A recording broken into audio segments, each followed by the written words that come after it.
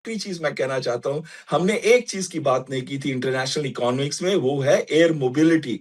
आप देखिए, दो मेजर ट्रांजिट सेंटर्स हैं, दुबई, अबू धाबी, मैं दोनों से जा चुका हूं और मैंने वहां से देखा है कि लाखों की संख्या में लोग वहां से आवागमन करते हैं। 2.5 लाख दुबई से एक दिन में जाते हैं, 1200 फ्लाइट्स के अंदर, और वो ट्रांजिट होती है। भारत से पश्चिम जाइए या साउथ एशिया से पश्चिम देशों में जाइए तो ज्यादातर लोग इसका इस्तेमाल करते हैं, एमिरेट्स का, एतिहाद का, वो वहीं से जाती हैं। तो वो वाली फ्लाइट्स, एयर स्पेस पूरी बंद हो चुकी है और अब खोलने की बात कर रहे हैं, लेकिन अगर मिसाइल्स और ये चलते रहेंगे तो वो कहां पे खोल पाएंगे। और जैसे आज 3 जहाज गए थे उनके, अगर सोचिए एयरक्राफ्ट कैरियर के ऊपर डैमेज आता है तो आप चाहे कितनी भी बड़ी जीत हासिल कर लें, अगर आपका अपना फेस ब्लडीड होगा उसके अंदर, तो लोग यही सोचेंगे कि देखिए एक बड़े दादा को भी मारा गया है और लगेगा कि छोटे ने है जीत अचीव की है। एक बार जरा रिलेशनशिप समझा दीजिए, जो दर्शक हमारे साथ अभी अभी जुड़े हैं उनके लिए भी। ईरान, इजराइल और अमेरिका, मिडिल ईस्ट पूरा किस तरीके से प्रॉक्सी वॉर होती रही, पहले इजराइल और ईरान समेत और जो अलग अलग कंट्रीज हैं, और फिर अचानक से ये सीधी सीधी जंग हो गई। और इसमें फायदा किसे है? क्या अमेरिका को इससे फायदा होने वाला है या सिर्फ इजराइल को इससे अकेले फायदा होगा? सॉरी, थोड़ा कनेक्शन कट गया था। सवाल जी आपने मुझसे पूछा ना। जी जी जी प्रिया, देखिए जो दर्शक अभी जुड़े हैं और जो ये 3 दिन की जो चल रही है इजराइल के लिए, तो मैं ये मानूंगी कि वो बीच में जिसे कहते हैं धोबी का कुत्ता वाली हालत हो गई है उनकी। बिकॉज वो ऐसी एक छोटी सी कंट्री है कि वो अपने सर्वाइवल के लिए अमेरिका पे बहुत ज्यादा डिपेंडेंट थी। बिकॉज आप जानते हो कि वो जो पूरा जो इलाका है वो ज्यूस से ही इनहेबिटेड है, और इजराइल इकलौती पूरी कंट्री है जो केवल एक ज्यूस की कंट्री है। और ज्यूस का पूरे वर्ल्ड में क्या सिचुएशन है वो हम सब जानते हैं। सिवाय भारत के बहुत ज्यादा ज्यूस को कहीं पे भी पनाह नहीं मिली। अभी जब माननीय प्रधानमंत्री मोदी जी भी वहां गए थे तो नेतन्याहू ने खुद इस बात को माना था कि भारत ही इकलौता ऐसा देश है, और उसके साथ साथ अमेरिका है जिसके बहुत अच्छे संबंध हैं। तो जो प्रॉक्सी वॉर्स की बात है, तो देखिए चाहता अमेरिका है अमेरिका के लिए, लेकिन जो ईरान है वो बहुत ज्यादा डिस्टेंस पे हो जाता है। इतनी लॉन्ग रेंज मिसाइल्स अमेरिका के पास हो या नहीं हो, ये हमारे डिफेंस एक्सपर्ट हैं वो ज्यादा बता सकते हैं, मैं डिफेंस के एक्सपर्ट नहीं हूं। बट इतनी लॉन्ग रेंज मिसाइल्स जितना मुझे पता है नहीं होती हैं, और वो चलानी फीजिबल भी नहीं होती। तो इसके चलते अमेरिका ने अपने सारी कंट्रीज में बेस बना रखे थे जो उसकी फ्रेंडली कंट्रीज थी, जहां उन्होंने पपेट सरकार बिठा रखी थी। ईरान में जब से सत्ता पलट हुई है, जब से शाह जो जिनकी मैं अभी रजा पहलवी की बात कर रही थी, तो जब से वो शाह फैमिली गई है और आयतुल्ला खमीनी जब से आए हैं, उन्होंने सीधा अपने कॉन्स्टिट्यूशन के आर्टिकल 146 में इसको कॉन्स्टिट्यूशन में इंश्राइन करवा दिया था कि हम अमेरिका को कभी यहाँ पे बेस नहीं देंगे। और अमेरिका को यहाँ बेस इसलिए चाहिए क्योंकि जब से वर्ल्ड वॉर 2 खत्म हुई, कोल्ड वॉर एरा आया, तो तब से इधर में रशिया और उधर में चाइना तो बीच में बाद में अभी उमड़ा है, और उधर में यूएसए।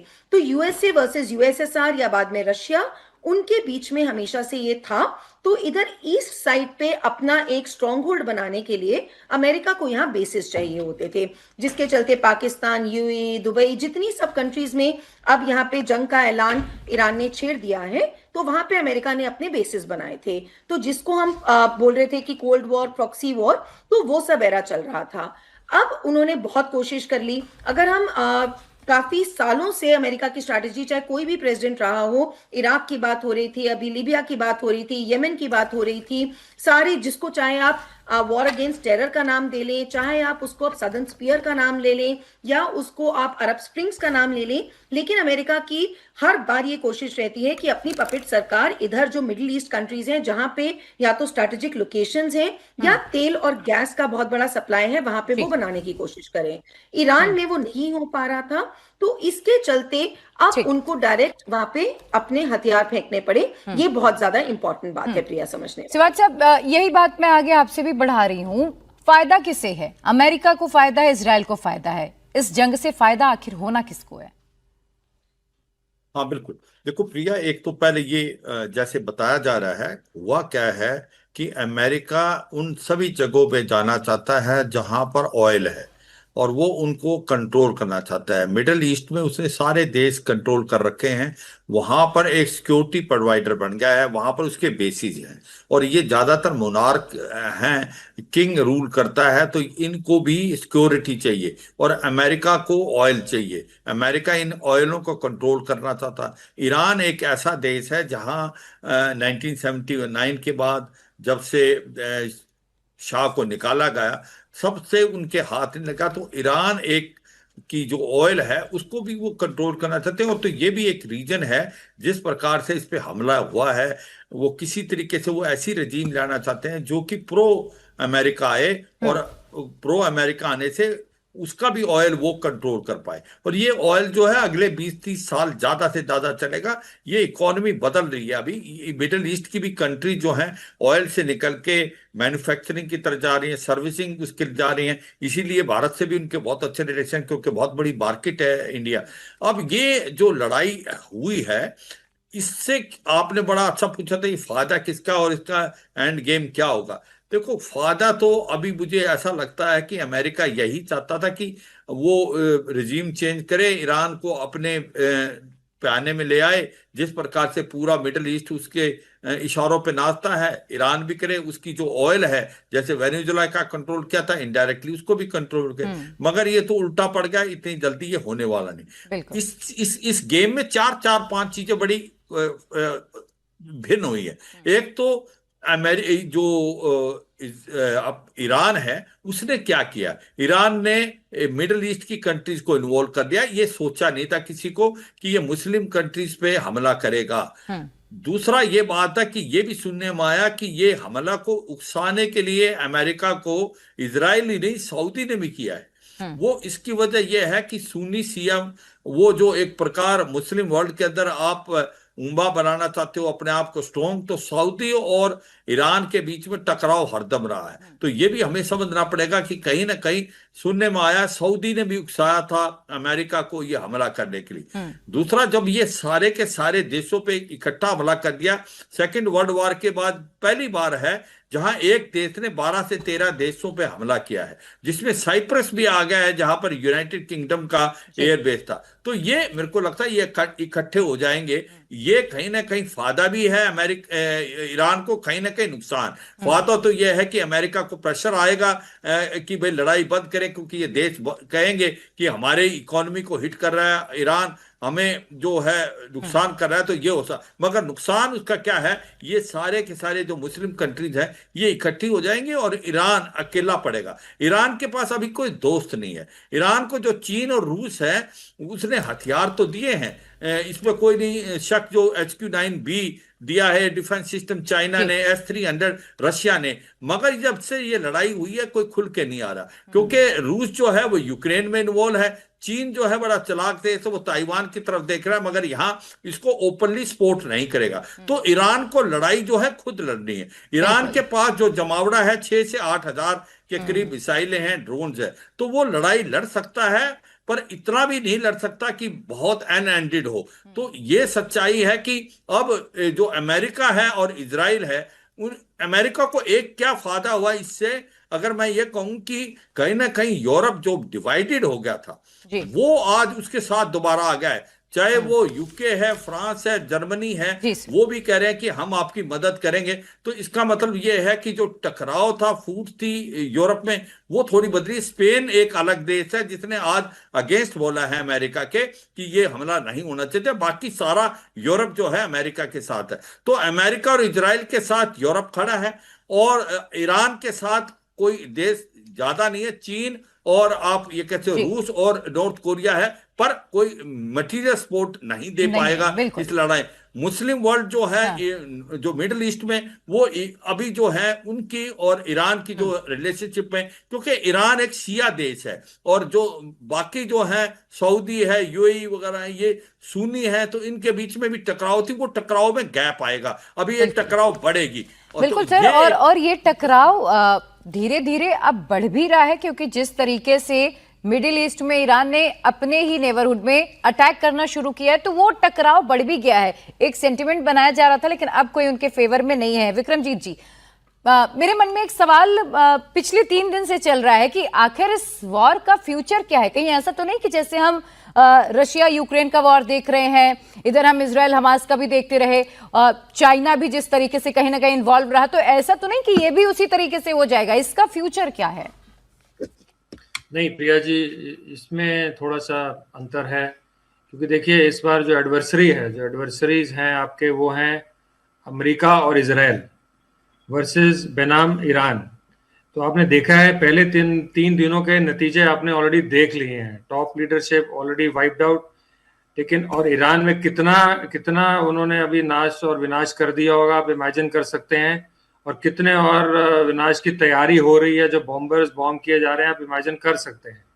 मुझे नहीं लगता है कि ये ज़्यादा वॉर चल पाएगी। ईरान ज़्यादा दिन, मैंने इस पर वही बोला था कि ईरान जो है अपने वेट वर्क से ऊपर बॉक्स कर रहा है, लेकिन ज़्यादा देर वो नहीं टिक पाएगा हैवी वेट के सामने, और उसे कहीं ना कहीं अपनी स्ट्रेटेजी को रीथिंक करके कुछ और एक तरीका निकालना पड़ेगा, क्योंकि वो नहीं टिक पाएगा। उसका नुकसान तो जो जान और माल का नुकसान हो रहा है वो हमने देख रहे हैं, और आगे अगर ये 2-4 हफ्ते भी चली, जिस इंटेंसिटी से अभी बॉम्बिंग हो रही है, तो वो देश उसमें क्या बचेगा आप सोच ही सकते हैं। तो मेरा मानना है कि ये जल्दी से जल्दी निगोशिएशन टेबल पे यदि जाए तो ये इसी में सबकी उधर भलाई है, इसी में जल्द से जल्द पीस वहां आए। और यही एक जो नैरेटिव बन रहा था, अभी भी नैरेटिव बन रहा है। आपने देखा भारतवर्ष में भी जो डेमोन्स्ट्रेशंस हुए हैं, वर्ल्ड वाइड डेमोन्स्ट्रेशंस हुए हैं, यूके में डेमोन्स्ट्रेशंस हुए हैं, तो इसके कारण, इसके चलते शायद प्रेशर पड़े दोनों पार्टीज पे, मतलब ऑफ कोर्स अटैकर पे ज्यादा, अग्रेसर पे प्रेशर पड़ेगा कि वो भी बातचीत करे। लेकिन बातचीत करने से पहले उनका जो मेन एम था, रिजीम चेंज हो गई, अब वो इतना विनाश करना चाहते हैं कि वो ये ईरान को वापस अपने आने में अगले 20-30-50 साल लग जाए। आई थिंक वो 2-4 हफ्तों में अचीव कर लेंगे। उससे ज्यादा ड्रैग करने का, वॉर को ड्रैग करने का किसी को फायदा नहीं है, क्योंकि ये जो मिसाइलों की बात कर रहे हैं कि उन्होंने 20 टमाहक गिराए, 40 टमाहक गिराए, दिस इज मतलब बहुत ही कॉस्टली और एग्जॉटिक मटेरियल है। ये जो बिजनेस ऑफ वॉर है, आप सब समझ रहे हैं प्रिया जी, ये बहुत ही महंगा बिजनेस है। बिल्कुल। तो हमारे पास of course most superior power in the world है, इसलिए ये इतना टिक पाएंगे, वरना इतना टिकना भी नॉर्मल कंट्री के लिए इतना आसान नहीं होता है। तो मैं मानता हूं कि ये तो कहीं ना कहीं 2-3 हफ्ते बाद तो ईरान के पास मेरे मतलब कुछ भी रिटेलिएट करने की क्षमता नहीं रहेगी। परंतु ये सोल्यूशन लॉन्ग टर्म करना है तो हमें टेबल पे आना ही पड़ेगा, अन्यथा ये इनके प्रॉक्सी, इनका ये चलता रहेगा। इजराइल को अटैक होते रहेंगे अक्रॉस द बॉर्डर, और कुछ ना कुछ अमेरिका को जो उनका एक जो जिसको बोलते हैं सूडो थ्रेट, वो रहेगा। जैसे वो वेपन ऑफ मास डिस्ट्रक्शन ढूंढ रहे थे इराक में, वैसे ही अभी उनको किसी ने बोला है कि यहाँ पे भी कुछ बहुत हाई लेवल ऑफ इनरिचमेंट हो रही है, जिसकी कोई पुष्टि हुई नहीं है। तो उनका ऐसा है कि इट इज माई वे और द हाईवे, और वो अब हाईवे भी नहीं है, इट इज ओनली माई वे। तो ये कहीं ना कहीं वर्ल्ड को भी इस चीज को सोचना पड़ेगा, समझना पड़ेगा, सभी देशों को सोचना पड़ेगा कि आज ये ईरान के साथ हो रहा है, कल हमारे साथ भी हो सकता है। बिल्कुल। तो और इस वक्त ट्रंप की आधी दुनिया पर नजर है। 7 देशों पर तो अटैक हो ही गया, लेकिन आधी दुनिया पर नजर है। मलिक साहब, इस वक्त अमेरिका थोड़ा सेल्फिश साउंड नहीं कर रहा है कि उन्हें इकोनॉमी से, वर्ल्ड इकोनॉमी किस तक कदर जा रही है, कहां जा रही है, उन्हें कोई फर्क नहीं पड़ रहा? ऐसा लग रहा है कि सिर्फ एक पावर दिखाने की लड़ाई है, एक शक्ति प्रदर्शन वो करना चाह रहे हैं दुनिया के सामने। प्रिया जी, इस बात को थोड़ा सा मैं 2 कदम पीछे से शुरू करना चाहूंगा। देखिए, जो आज के असेसमेंट कर रहे हैं, एक्सपर्ट कर रहे हैं, उनसे मैं बहुत सहमत हूं, लेकिन मैं इसके साथ कुछ उसके एक और डायमेंशन उसका आपके सामने लाना चाहूंगा। देखिए, बात पिछले 1 साल से ज्यादा प्रॉब्लम शुरू हुई है जब से जो चाइना और ये ट्रंप टैरिफ के इशू शुरू हुए हैं। टैरिफ के कारण देखा जाए दुनिया की इकोनॉमी पे फर्क पड़ा है, और जब जब चाइना के पास अमेरिका ने टैरिफ लगाया, चाइना ने उल्टा टैरिफ लगाया। बेसिकली उन्होंने एक्शन के खिलाफ, उनका जो रिएक्शन हुआ वो तेज हुआ, तो मजबूर होकर अमेरिका को अपने कदम वापस खींचने पड़े, और वापस तकरीबन उसी स्थिति में आने पड़ा जहां पे वो चाइना चाहते थे। अब चाइना की मजबूरी देखिए, चाइना के पास इतनी मैन्युफैक्चरिंग खुद अमेरिका ने दी है, इसका कल्प्रिट भी लार्जली अमेरिका है, जो उसके पास इतनी मैन्युफैक्चरिंग का हब बन चुका है पिछले 30 सालों में, 40 सालों में। उसके पास पूरा एक तरह से मोनोपोली है रेयर अर्थ मेटल्स पर, उसके पास पूरी हाफ मोनोपोली है सेमीकंडक्टर्स पर, और दूसरे ताइवान बाकी कंट्री भी है। लेकिन कहने का मतलब है मेटल्स देख लीजिए, हमारी आज की इंडस्ट्री, स्पेस इंडस्ट्री और इसके साथ रॉकेट इंडस्ट्री, जितनी प्रोजेक्टाइल इंडस्ट्री है, पूरी की जो मेटल्स, जो क्रूशियल मेटल्स हैं, इवन जो 18 जिसको रेयर अर्थ मेटल, उसमें मैक्सिमम के पास चाइना के पास रिफाइनिंग फैसिलिटी उसी के पास है। रेयर अर्थ का मतलब ये नहीं कि दुनिया में और कहीं नहीं है, लेकिन चाइना के पास अवेलेबिलिटी भी है, रिफाइनिंग कैपेबिलिटी इतनी ज्यादा है कि उसको दुनिया को उसकी बात माननी ही पड़ती है। अभी इस चीज का काट अमेरिका ने कैसे ढूंढा? देखिए, सबसे पहले आप थोड़ा सा पीछे चले जाइए, मोदुरो का केस लीजिए, वेनेजुएला का केस लीजिए। क्यों किया, क्या जरूरत पड़ी थी? वैसे तो वहां पे सैंक्शन चल रहे थे 10-15 साल से अमेरिका के, लेकिन उनको ये इसलिए करना पड़ा कि वहां से जो चाइना ने जो लॉन्ग टर्म्स बड़े बड़े लोन दिए हुए थे इसको, वेनेजुएला को, उनके बेसिस पे और कुछ रियायती तौर पे वो इतना तेल ले रहा था कि उसकी एनर्जी की रिक्वायरमेंट बहुत आसानी से पूरी हो रही थी। बाकी जरूरतें उसको ईरान की तरफ से पूरी हो रही थी। तो आप ये देखिएगा, अगर आप चाइना को कंट्रोल अमेरिका करना चाहता है तो उसको उसकी ऑक्सीजन यानी उसकी नीड्स जहां से फुलफिल हो रही है वहां वो नस दबानी पड़ेगी, और वो नस दबाने के लिए उसको दूसरा तरीका है, एक ईरान का भी रास्ता है। ये बात अलग है कि जो हम माइक्रो में जाते हैं बहुत सारी चीज आती है, ऑपरेशन पे हम फोकस करते हैं जी। लेकिन मैं ये कहता हूं कि देखिए, अमेरिका का कई फायदे इसमें दिख रहे हैं, और अमेरिका ये सोच के आया है वो खाली हाथ तो नहीं जाने वाला। सबसे पहले खाली हाथ जाए तो क्या उसकी किरकिरी नहीं होगी?